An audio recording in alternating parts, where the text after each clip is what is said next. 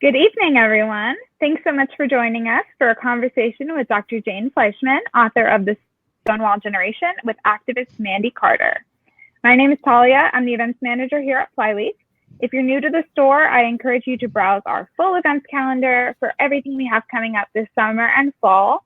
Particularly, I want to highlight next Friday evening, we're hosting Annette Gordon-Reed, author of On Juneteenth, in partnership with the town of Chapel Hill and Carrboro, their big Juneteenth and inaugural Juneteenth festival. So we're really excited for that one, and we hope you can all join us virtually.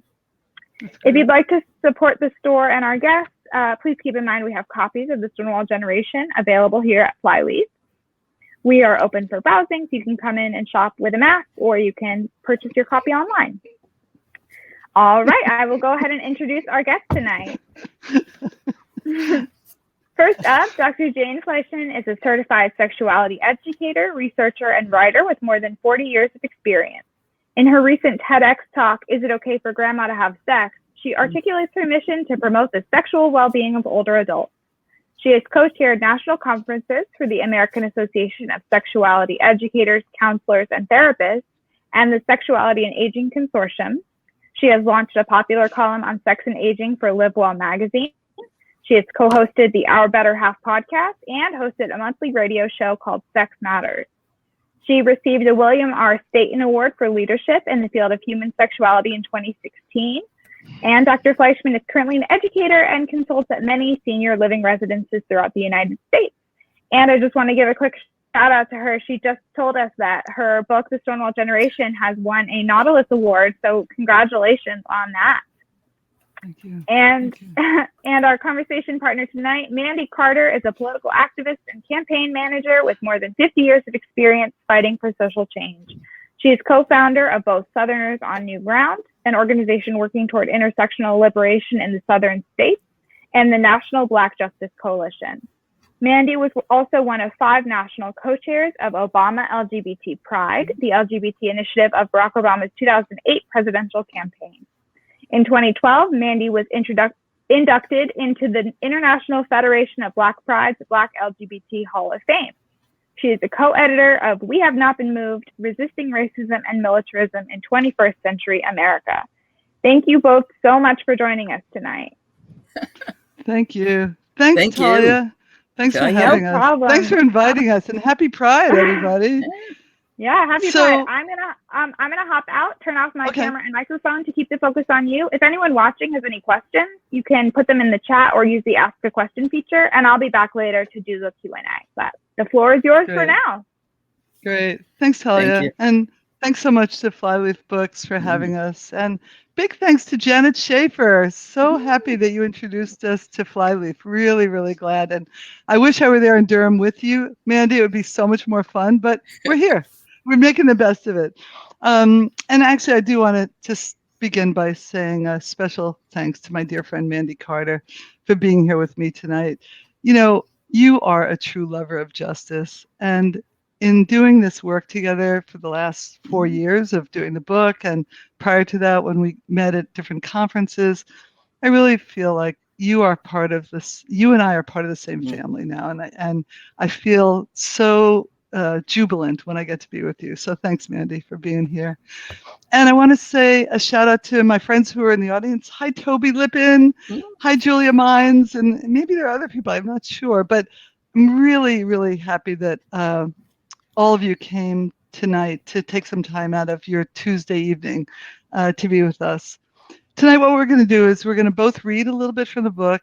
I'm going to talk a little bit about how the book came to be. And then we're going to talk about some of the other people who are in the book, because it's really, it's all of your stories. And that's the point of tonight. If you yourself are an LGBTQ elder, or you know LGBTQ elders, or maybe you want to know some, and you want to ask some questions or tell us a story or give us your insights or reflections or maybe disagreements, we're all ears. We're both activists, and we're both really interested and curious about what got you here. So I'm going to begin by just starting right from the beginning and read a little bit from the book. and tell you a little bit about this generation. I call this generation the Stonewall Generation, and I'll explain why in a moment. The generation of LGBTQ people who came of age around the time of the Stonewall Rebellion lived their young adulthoods in a turbulent time, a time of fear, a time of secrecy. And yet, in the midst of it all, the Stonewall generation has continued to fight for freedom, for rights, for love, and yes, for sex. Delving into our history can help to remind us of the courageous, inventive, and inspiring paths that LGBTQ people have taken toward liberation against a backdrop of fear.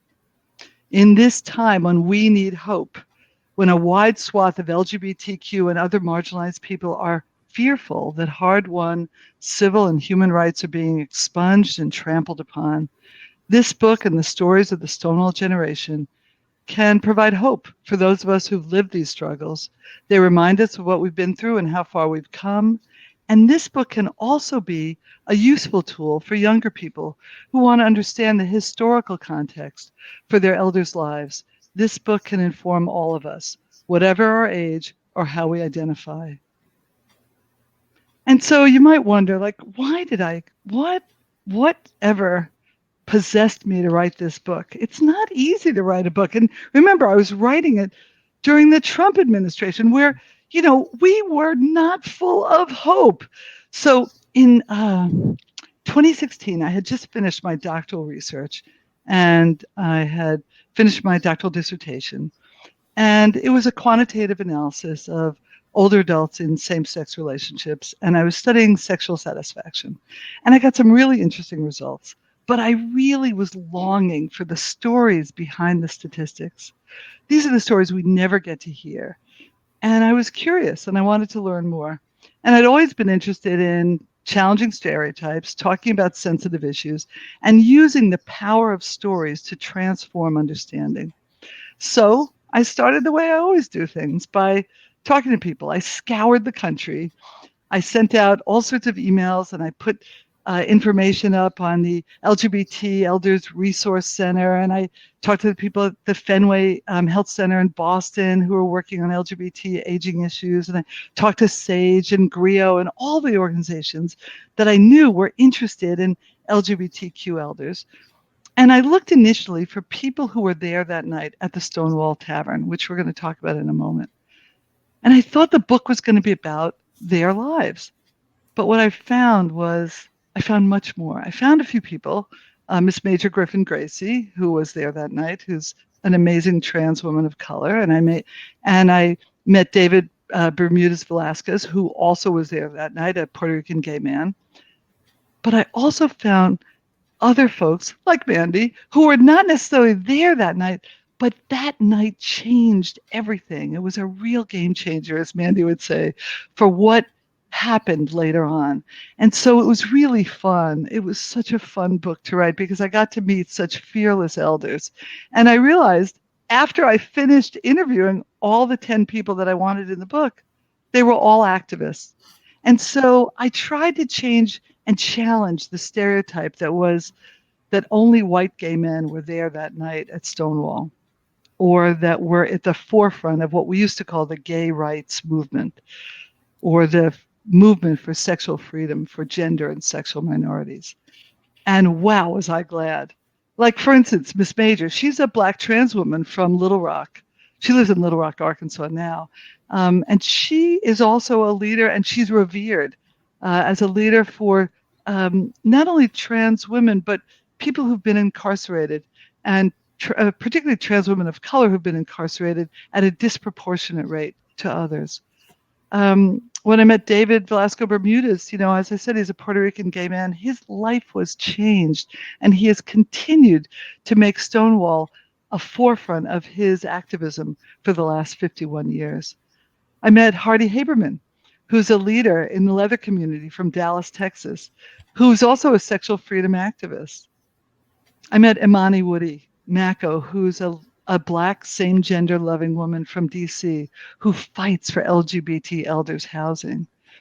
I met Edie Daly and Jackie Merkin, two white lesbians who found the best sex they've ever had in their 60s. And I met Mandy Carter, a Black lesbian from Durham, who has worked alongside Bayard Rustin. She was, oh God, so many people. And she has been an activist for over 50 years. And I met Lonnie Kahamanu, who's a mixed race bisexual activist from Northern California, who struggles every day, even today, as an outsider, even inside the LGBTQ community.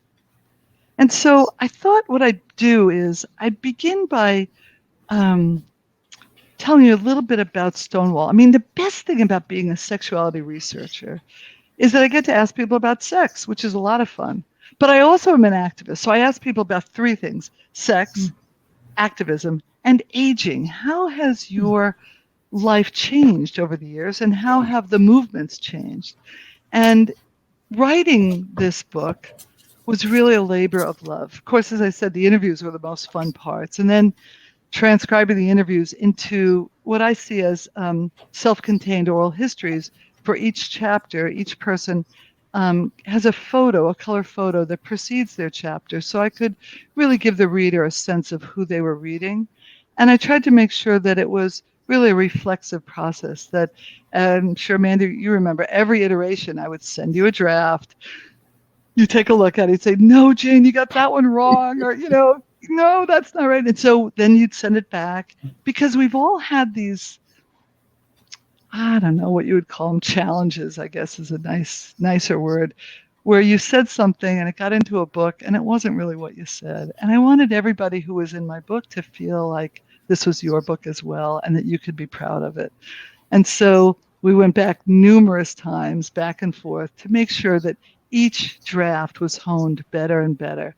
And so it took a long time, but our relationships deepened and our trust deepened, which I love that. And now that the book is out in print and it's going into its second printing, since COVID, I've been doing virtual readings with Mandy and other people in the book, and it's just been wonderful. So I have to say, there's a few themes in the book. One of them is really about invisibility, about police brutality, about violence, about racism, about sexism, about homophobia, about biphobia, about transphobia.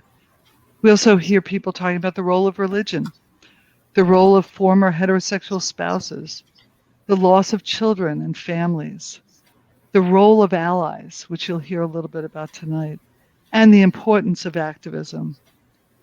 And I'd love to, as I said before, hear your stories. But before I go any further, I think I'd like to read a little bit about at least one account of what happened that night. Now, you have to understand that on June 28th, 1969, there had been other struggles for gay liberation, but they weren't well covered in the media. But for some very interesting reasons, the Stonewall, what began as a riot and became a rebellion over a few nights, really was able to be documented, first by a Village Voice reporter who was there, but also because it was in the middle of Greenwich Village, which was really just a wonderful, sort of turbulent place of a lot of activism. So police raids on bars were very common in the 50s and the 60s. Yet something different happened on June 28th, 1969. On that night, two cops raided the bar at first. Deputy Inspector Seymour Pine was trying to end cooperation between the mob and the police, which is why there was no forewarning. Then a whole unit of cops raided the bar. Why so many? The plan was to take all the alcohol from the premises and make arrests, which required police vans. Once the raid started, a crowd gathered in the little park across the street from the Stonewall. Someone threw a bottle, someone else started shouting. The events of a chaotic late-night raid, an event that was all too common at that time, will always be hard to pinpoint exactly, even more so when records of that time are not kept. We may never know the full truth of what happened that night. But according to a Village Voice reporter who was there, the real turning point was when the police dragged a butch, mixed-race lesbian Stormy de la Verrier outside. And because the van was already full, they pushed her into one of the squad cars, but she got out 3 times. And she tried to run back into the bar. Finally, one of the police pushed her back into the van, and she yelled out to the crowd, "Why don't you guys do something?" It was as if her question ignited the crowd. Gay men, lesbians, bisexual people fighting back, drag queens and butch lesbians leading the charge, proclaiming their identity. Not what anyone would have expected. At one point, the police were barricaded inside and couldn't get out because there was no rear exit and the front door was blocked by the crowd from the street. Hours passed, and more people piled into the street. Fortunately, no shots were fired. The police never took out their revolvers, or casualties would have been rampant. When the drag queens got into the vans, some of them created a kick line, others chanted for their rights, and activists from other parts of New York joined in solidarity. The riot lasted for a few nights in a row, died down, then flared up again a few days later. Stonewall was not just a riot in the streets. Stonewall marked for many the bold beginnings of a militant resistance after years of criminalization, stigma, cruelty, and hiding. For anyone who was coming of age in the late 1960s or 70s, people like me, Stonewall represented an opening, a door, a new beginning, a way out of the closet. That first night of Stonewall wasn't a pre-planned event. It was one of those spontaneous moments where all the pieces just fit. And so I allude to my own coming out there. And, when Stonewall happened, I was in high school. And in college, a couple years later, when I was about 20, when I was coming out, just a few years after Stonewall, I called myself a baby dyke. And I was sometimes afraid, but I was so alive for the first time. And little did I know then that today I'd be chronicling the lives of people who were hidden to me at that time. So I just want to read you one short excerpt, and then I'm going to turn it over to you, Mandy. This is my own story. And so here we go. I grew up on Long Island. I was in high school when the Stonewall Rebellion happened. It was a period in which my fellow students and I were writing and passing out an underground newspaper with articles on women's rights to orgasms, alongside Huey Newton, the Black Panthers, Students for a Democratic Society, and the Vietnam War. We were going to rallies, eating hash brownies at parties, and having sex, all in that heady time. One of my bravest friends, Michael Hirsch, who was my first friend to die of AIDS in the 1980s, came out before the rest of us. He really was courageous. Of the small group of friends I spent time with, some were coming out then, and some, like me, were trying desperately to stay in the closet, always knowing that something was awry, something was amiss, and something was really different about us. When I did come out a few years later, it was as if I was finally able to say who I was and be myself. That feeling of being an imposter that so many women feel, I felt like an imposter in my own sexuality. And now, 50 years later, I'm free to love the woman I choose, to live a life as an out and proud member of the LGBTQ community, and to make my living championing the rights of old people of any sexual or gender identity to live as fully human sexual beings. I write, I speak, I do podcasts, I talk on the radio, all of it about sex and older adults. And I've written this book based on the stories of older people all over the country whose lives were incontrovertibly changed by Stonewall. They're gay and lesbian, bisexual and transgender, and they're getting older and grayer. And I'll stop there. So I have a few things that I want to say after you're done, Mandy, but I'd love to turn the mic over to you and let folks hear a little bit about your stories. Mm-hmm. Thanks so much. Well, first of all, I want to say thank you to Flyleaf Books over in Chapel Hill, as we say. I'm here from Durham, North Carolina, Mandy Carter, she, her, hers. And I'm excited to be joining you tonight, Jane, because I think this is the first time you and I have been because I've also got the book, have been in conversation with each other, and shout out to Talia as well. I was not 21 yet, and I was living in San Francisco, and I had moved out there at the age of 17. In 1967. So I waited until I legally turned 21 to go into Maud's Lesbian Bar, 937 Cole Street. And Stonewall, what was happening? New York, 69, one of those, it would be later on to realize the impact that it had. I would say something I'm really intrigued by, Jane, because having been raised in 2 orphanages and a foster home for my first 18 years in upstate New York, didn't have any parents per se, and you age out at the age of 18. So graduated the class of 1966, ended up in San Francisco in 1967, but ultimately ended up there in Durham, North Carolina in 1982. Took a job with a group called the War Resisters League, and I see some people on here also from Lady Slipper Music. Durham, born and raised and bred.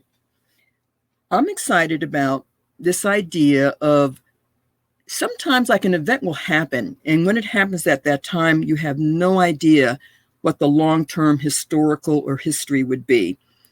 And who would have known on that particular night, on that hot night in New York City, June 28th, it would be 50 years and now 51 or 2 years later. Behind me, you might see I have the bag we got at the 50th anniversary of Stonewall, when they actually started remembering and documenting, and I think they started this wall. I think it's like Stonewall Advocates or whatever. So I would like to maybe share this little bit with you. When you asked me to be one of the people in the book, I kept on thinking, well, I wasn't there. I am Black. I am out. I'm a lesbian. And I would be humbled and honored to figure out how I could be a part of this conversation. And you said it right. Even if we weren't physically there, there's this whole level of activism then and where we are now as an elder.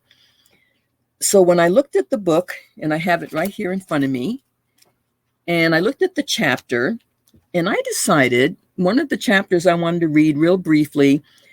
I always talk about the power of one. I was in a junior in high school in 1965, and my social studies teacher, shout out to social studies teacher, Jack Hickey, brought in this young white staffer from a group I had never heard of before, the American Friends Service Committee, Quakers. And the 3 things he said that day, Jane, in 1965, as while I'm here all these years later, he talked about the Quakers, basically religious society of friends, full of equality and justice for all. Then he talked about this thing I didn't quite understand at the time. It's the power of one. We all have like a moral compass, and each and every one of us has the potential to impact change. But it was the 3rd thing. We have a high school work camp in the Pocono Mountains of Pennsylvania who would like to go. I went, and that was the game changer. And what I'm going to read to you is my little chapter about the power of one that kind of gets to the essence of what I mean by that, and I live by that to this day, okay? The power of one. I really did good at school. The people at the Schenectady's Children's Home told me that if I wanted to go to college, they would pay for it. But by then, something else had happened that interrupted those plans.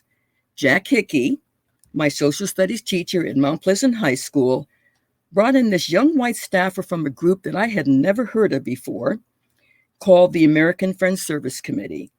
That one 40-minute class changed my life. This is in 1965. Think about what was happening at that time. That's our whole kind of post-World War II baby boomers born between 46 and 64. Remember the Cuban Missile Crisis of 1962. Remember President John F. Kennedy being assassinated in Dallas, Texas in 1963. The young AFSC staff person said that what they were doing as a predominantly white peace group was trying to find out how they could be an ally in and for the civil rights movement.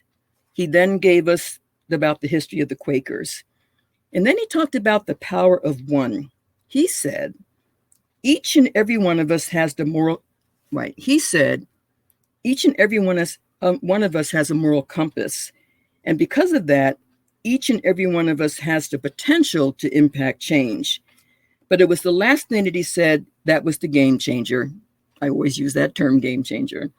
He said they had an AFSC high school work camp in the Pocono Mountains of Pennsylvania, and who wanted to know who would like to go. I did. I got permission from the children's home. And at the camp, they brought in a number of resource people. Who did they bring in? Guy and Candy Carowin of the Highlander Center. The Highlander Center is located in a rural part of Tennessee, white folk singing couple, and they call themselves culture workers. I have never heard that term before. And what they were doing, they were going into the South with a tape recorder, and they were recording the freedom songs of the civil rights movement and the recording of the meetings in those Black churches that were the fundamental basis of the civil rights movement. Their recordings are right now at the Smithsonian Museum and also on the record label. And one of the groups they recorded was called the Freedom Singers. Well, one of the people a part of the Freedom Singers was Bernice Johnson Reagan, Sweet Honey in the Rock. Who knew? I had heard also the first time ever at the AFSC high school work camp, the name Bayard Rustin. I never read about him when I was going into my social studies. Black gay guy, critical organizer of the 1963 March on Washington. It was the first time I heard the word gay. Everything had been homosexual. The first time I heard the word and the name of Baudry Lorde. That AFSC camp marked another defining moment of my life. That was in 1965. It is now 2021, 17 then, 72 now. And I want to just share one of the most remarkable things. There's an organization called the National Council of Elders. It's the 21st century activists and organizers. And guess who's in that group? Candy Carowin. I met her at 17 and we were both in this group together. It's just extraordinary, but maybe That's not amazing. Because when you're on that path of social justice and organizing, sometimes the paths will cross. But that's that one part I wanted to talk about, the power of one. And even that looking at today, where we each are, where we have been and moving forward, the potential for change. And so I feel humbled and honored I got to be part of the Stonewall generation. Oh, That's Mandy. my little spiel. Mandy, you're amazing. Mandy, would you read a little bit more? How about the other clip we were talking about around racism? Because I think for many people in North Carolina who, have been involved in politics, they might, kind of be familiar with some of the struggles that you're talking about there. Well, I have to say, when you think about the state of North Carolina and you think about the civil rights movement, you can't talk about the state of North Carolina without talking about Republican U.S. Senator Jesse Helms. Long before he was coming after us for being gay and lesbian, he had been a staunch segregationist. These are the days of Strom Thurmond, thinking about down in Arkansas and Mississippi. And so in 1989, Sue Hyde of the Gay and Lesbian Task Force had come down to do a thing in our town hall, Jane, in order to add the word sexual orientation to our existing in Durham civil rights, including sex, gender, whatever. And when she got here and did this incredible thing for the Durham City Council, she then said something like, well, what are you going to do about the race of Jesse Helms coming up in 1990? I don't know. Yeah. But Joe Hersenberg had been one of the founders of Gay and Lesbian Democrats of North Carolina. We ended up having a little meeting in Carrboro, North Carolina in 1989. Out of that meeting came the reality of what we called North Carolina Senate Vote 90. That was 31 years ago. Wow. And probably the audacity of a Black man to run against someone like Jesse Helms is really extraordinary. So this other piece I want to read is really a little background about this gentleman called Harvey Gantt at the time. Ready? Yeah. One of the proudest moments of my organizing in North Carolina was supporting Harvey Gantt, the first Black mayor of Charlotte, North Carolina, the largest city, when he ran for the U.S. Senate against Jesse Helms in 1990. Recently, I got to see Harvey for the first time in 25 years when we were both speaking at an event at Western Carolina University. He shared with me something that I had never heard before, and I'll share it with you right now. When a lot of Black students were integrating campuses in the South, he and his wife at that point also a student, were students wanting to integrate Clemson University. It's about an hour south of Charlotte, North Carolina. They were called into the office of Fritz Hollings, who was the president of the campus, would go on to become a U.S. senator, who was the president of Clemson. He said, "You need to know that even though there are a lot of people who do not want you to integrate this campus, there's really not much that we can do about it, because not only have we run out of time, we have run out of history." When Harvey said that to me, I almost burst into tears, because I do believe that this is where we are right now. I think a lot about the craziness I think a lot of the craziness is a lot of people trying to hang on to reality and what I call the white minority. Demographically, let's talk about these facts. By 2050, if not sooner, this country will be majority people of color, keeping in mind who was already here, indigenous to these lands. Women are now the numerical majority of this country. Baby boomers, about 74 million of us, Jane, but those 18 to 35-year-olds are going to outnumber us real quick. I know I can count. That generational mix is what I'm so excited about. So when Harvey said that to me, like I said, I almost burst into tears. And then I said that they are trying to hold back what is inevitable. So to be a part of that then, to be a part of what could be in the future, I think is amazing. I do believe that we are in a moment that I want all of us to be a part of. So when I look back at that Harvey Gantt campaign in 1990, even though he didn't win in terms of the election, sometimes there's a new concept. Sometimes you lose forward. Jesse Helms, who? That man has come and gone. We are still here. So I see that in the long run, he did win because Helms has come and gone and we are still here. Racism has run out of history. Not quite, but we're there. 50 years after Selma, voting rights crossing the Edmund Pettus Bridge. John Lewis, our first Black president. Now we just got our first ever woman of color who's going to be the VP.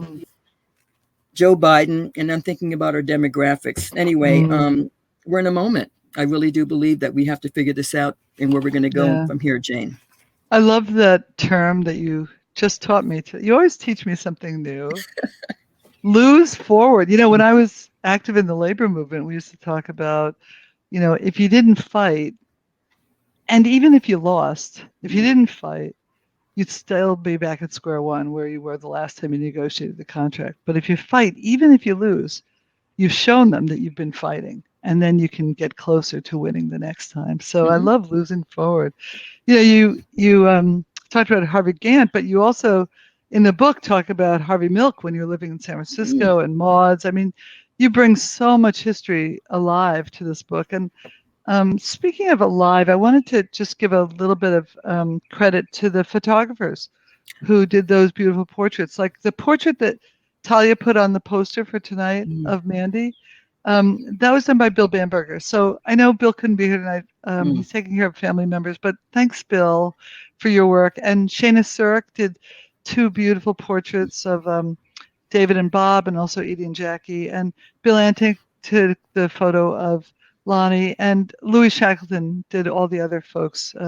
Hardy, who else? Anyway, all the other folks. Now, Imani Woody. And I wanted to say he also took a photo of a young guy who's in the book, Joey Wasserman. So I don't know how many of you know about SAGE, but SAGE is a really cool organization that's been around for, I don't know, Mandy, how old? Like maybe 50 years, because Jackie talks about SAGE from the 60s.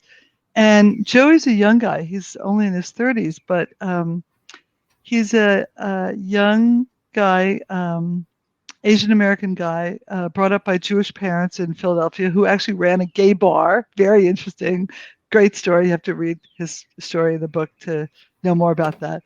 But Joey decided to work for SAGE because even though he's not a gay elder, he loves the idea of bringing LGBTQ elder stories to his own generation.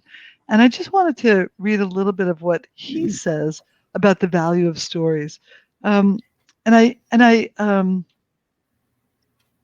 interviewed Joey because I wanted to have sort of a bridge to the generations so that people of our generation could really relate a little bit more to younger people, and that younger people could maybe relate to our stories as well. So here's what Joey says. Storytelling is one of the most powerful ways to breathe life into a movement and to draw on the unique life experiences of our LGBTQ elders. It gives us an opportunity to showcase the events, the places, and people that have been instrumental in defining our community.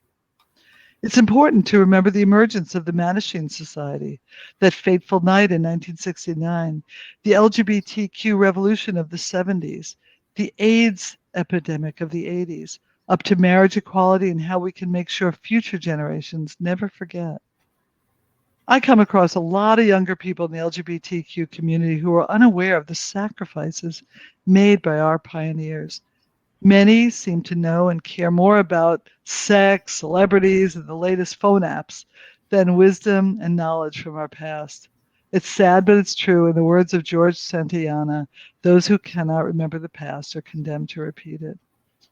Nice. And so I think we're going to end our formal portion of tonight here, if that's all right with you, Talia. And I haven't been checking the chat, but if people have stories that they'd like to, I wish we could see you. It would be so much more fun, and give you hugs. Oh, hi, Talia. So hi. If people have stories they'd like to put into the chat, we'd love to hear them. Or if you have a question for Mandy or I. One more thing about the book that I didn't tell you is that I did a historical chapter in the beginning that talks about a lot of really interesting precedents to the Stonewall Rebellion, and also what happened after. But then I also do a chapter at the end that talks about the themes and the lessons that I learned from the book. And at the end of the book, there's a lot of resources for people. So say you're an elder coming out, right? And you lived a life in the closet for many years and you're not sure where to turn. There's a lot of really good resources at the end of the book. And there's a lot of websites and also organizations and books that you can read. And then there's information about all the organizations that Mandy and other activists in the book have been working with for years. So anyway, that's a little bit more about that. But yeah, what do you think, Talia? Is there anything we can do to encourage people to tell their stories?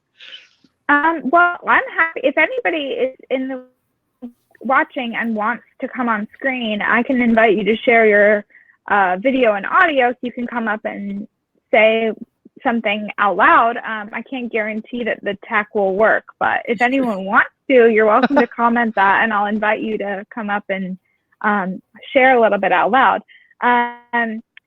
Before, it looks like we don't have any audience questions yet, so I want to go ahead and ask you to share some thoughts on the developments in Pride parades and celebrations. I'm sure you have lots of interesting things to say about that.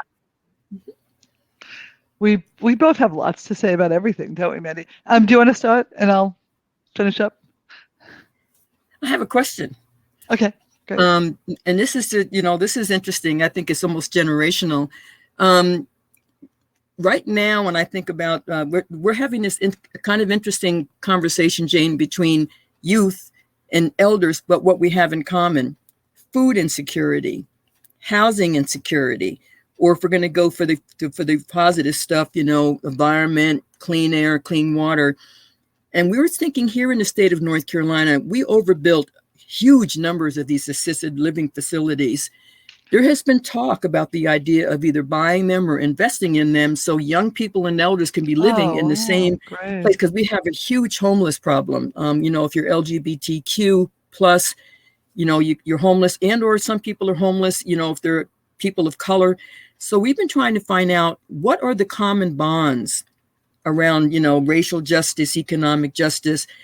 no matter what age you are, that would put us in the same kind of room, the same kind of movement. So I'm just curious, like, you're up in Massachusetts, Northampton. Yeah. Have you been hearing about that, or have been people inquiring about this sort of intentional generational stuff? It's such a great idea. Atul Gawande, who wrote that lovely book, Being Mortal, which really kind of changed my perspective on the end of life, talks a lot about creating intergenerational communities. Edie Daly does a wonderful dialogue every year. She lives part of the time in Northampton, part of the time in Gulfport, Florida, and she's in the book. And she creates these intergenerational dialogues among lesbians or queer women, however you want to identify it. And she's found some really interesting kind of synergy amongst the generations. And so that's been interesting up there too. But one thing I wanted to say in response to your question, Mandy, about 90% of the people who died from COVID-19 are older people. Mm-hmm.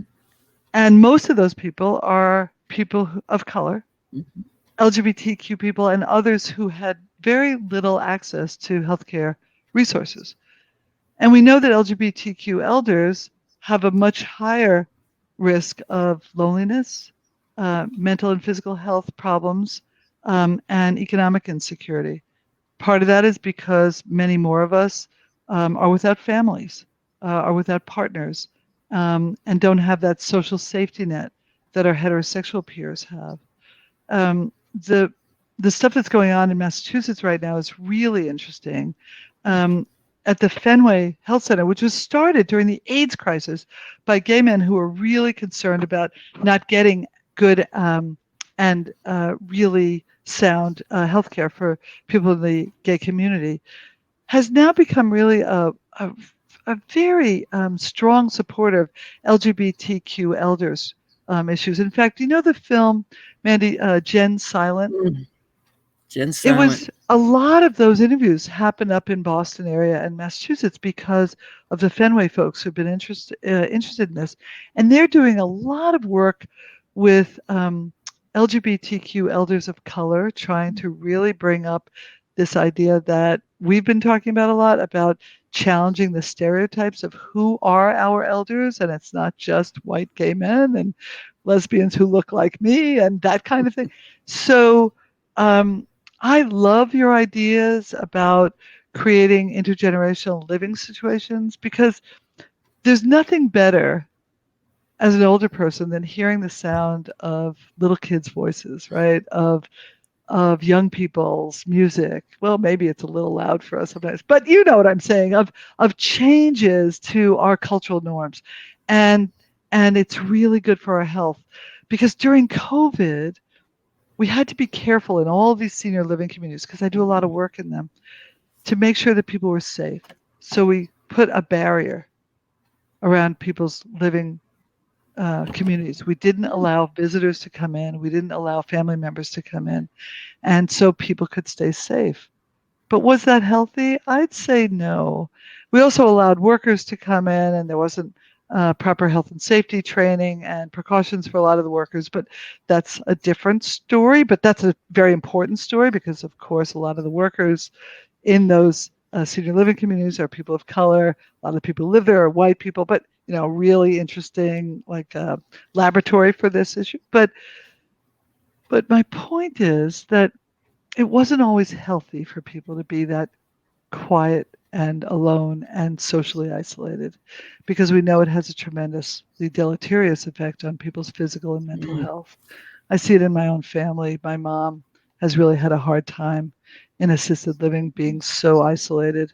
My dad died during COVID, and she couldn't even grieve. As Jews, we grieve together. She couldn't even grieve with her family, and she was in quarantine. So I think that has really taken a toll on her own mental health, and I think it's been really rough for her.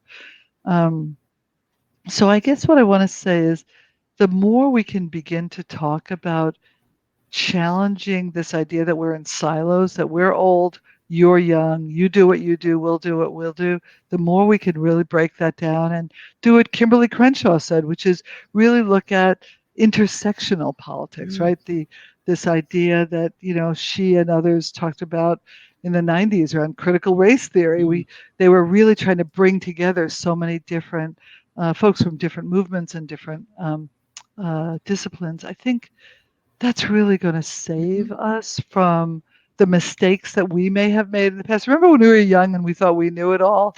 Well, we really didn't. But who could have told us then what we know now? So, good point. Like it. Yeah, thanks. Mick, real quick, I was going to add on to that, and let's tell you have something waiting. Catherine Nicholson, who was one of the co-founders of Sinister Wisdom, she was living at a assisted facility here in Durham, and I would have lunch with her every Friday. And I remember that lady sipped her music and wanted to find some way to honor her. And she basically said, I'm not sure I could do that because, I'm not out and whatever. No one should ever live like that. It was just so sad. Yeah. And she ended up moving, but that, so then now, because I want to mention it because the National Black Justice Coalition and AARP recently had this wonderful, about elders, their first, I think it was the annual LGBT plus Elders Day. And there was a way to acknowledge and honor elders of color, but also just generationally how we have to put in place. And this gets into something like you're in Chapel Hill over there, Talia, but schools of social work, when Jen's silent, that film is shown at all the schools of social work now to think you've got to think outside the box of what you normally would do. But that would be the same for orphanages or children's homes or whatever. Sure. But how do you shake the narrative and say this could be how we think outside the box or come up with some other unique ways of how we live out our quality of lives going forward? But I think about her, and she actually got it, and that was great. But there's got to be ways that we honor, acknowledge those who came before and those who will be coming after us as well. So shout out to Catherine Nicholson. Sinister Wisdom. Yeah, and she's certainly not the only one, right? No. Yeah. I also want to just respond a little bit more to Talia's question about pride. Pride's changing, right? Pride is really going through a revolution, which is so great. I was involved in the first Pride March in Northampton, Mass., the first Pride March in Hartford, Connecticut, although it wasn't really a march. There were so few of us. There were like 12 of us. It was more like a stand. We just stood there. And there were people literally with paper bags over their heads. I mean, people talk about this, but it was real. And, our Pride marches back then were really revolutionary. We were talking about social justice issues. And there weren't any banks. There weren't any faith communities. There weren't any corporations. There weren't any educational institutions. And not that I'm knocking it. I love that people want to, support Pride. It's fantastic. When our kids were little, they used to go on the drag queens float and say, hey, hey, ho, ho, hey, ho, hypothermia's got to go. Because they didn't really understand what homophobia was because they lived in Northampton, which was Lesbianville. But anyway, I remember it was really a radical act to be at Pride back then. And over the last 50 years, it's really changed. And it's been what I call pink washed. It's just been a lot more kind of corporatized. And what I'm noticing now is that people are really challenging that, particularly young people who've been involved in a lot of activism. And the Pride March in Boston, New York, and other cities are really there's new leadership and there's young leadership, and it's time for those of us who are older to step back. I love being in the forefront. Don't get me wrong. I love being at the mic. You can see that, but it's not my time anymore. Now it's my time to let other people lead, and particularly young people, because they're more in step with social media and popular culture than I certainly am.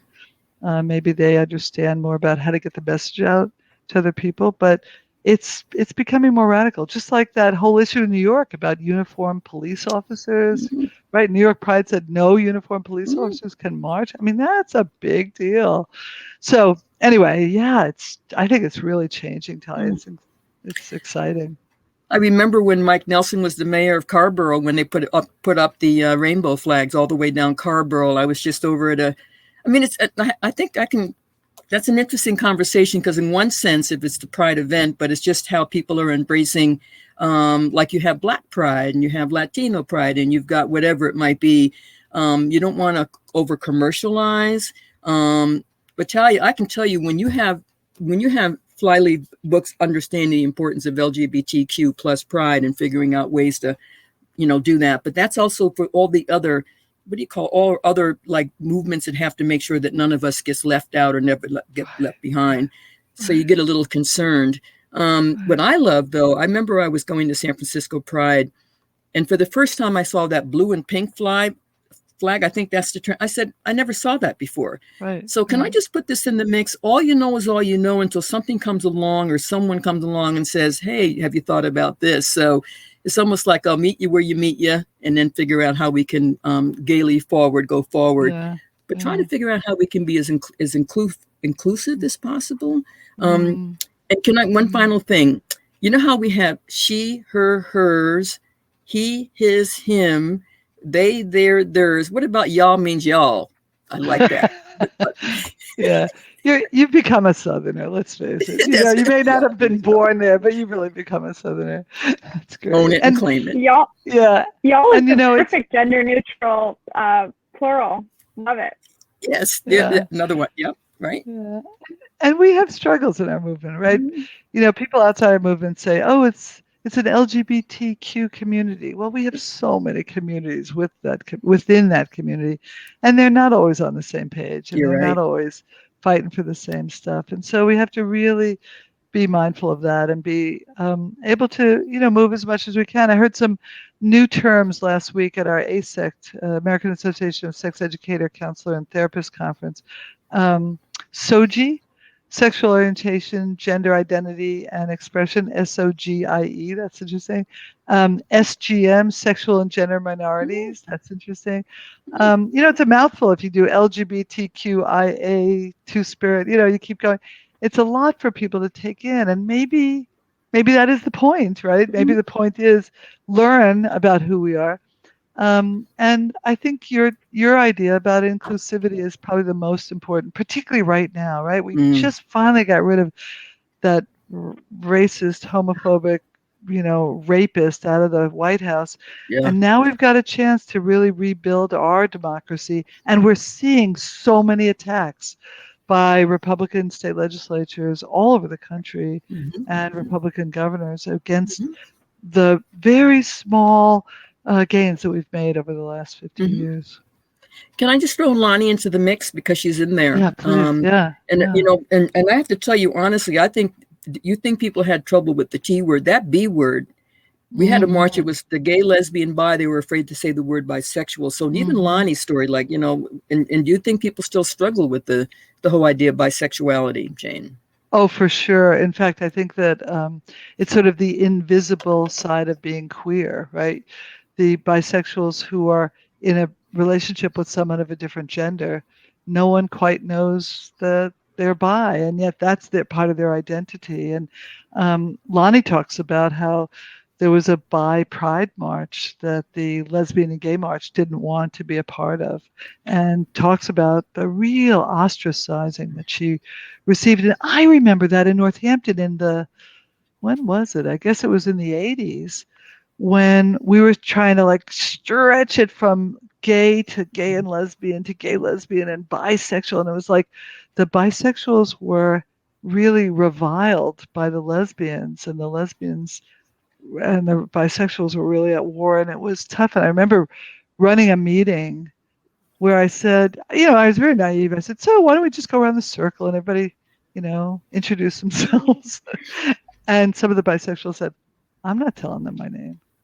I mean, this is really how it started. I thought, okay, this is not going to be easy. And Sarah Jen, who's at the University of Kansas, has done some really interesting research on bisexuality, and she's published some very interesting academic research, qualitative research, where she has interviewed bisexuals from all over the country and found that it wasn't until you'll be interested in this, Mandy, it wasn't until the AIDS crisis that bisexuals really felt like they were becoming a part of this movement, because, of course, remember what they said about bisexuals when AIDS first happened, that it was because of the bisexuals that we have AIDS, of course, and particularly the bisexual women who were really able to be there for their brothers who were sick and who were dying. And also they said that, it's always been a struggle to be part of this movement. And until to today, right? We see that today. So yeah, really interesting that it's it's just tearing at this, like, who are we? It's all about, can we get big enough? Yes, we can. I believe we can. Totally agree. Robin Oakes, really good. Another one. Robin Oakes, great advocate. Yeah. Mm-hmm. And you've worked with all these people too. That's Yep. what's amazing too. Get to see him at a Creating Change conference coming up, hopefully soon, in virtual and or in person. So, yeah. All right. Anything else you want to say? I'm done. I'm good. I'm good. I'm so happy to be here. Talia, thank you so much for having us. It's so Thank cool. you both so much. A couple quick notes before we wrap up. If anyone watching would like to buy a copy of the Stonewall Generation, you can click the green link to Still Our Faces and pick yours up. This event has also been recorded and will be available on our Crowdcast profile. So you can either click where it says Flyleaf Books above us, or you can just refresh this link as soon as we wrap up, and you can share it with anyone who you think would be interested who might have missed it tonight. We really appreciate that. We always get some replays after, which is nice. It's a perk of virtual events. So there are not many. That is one of them.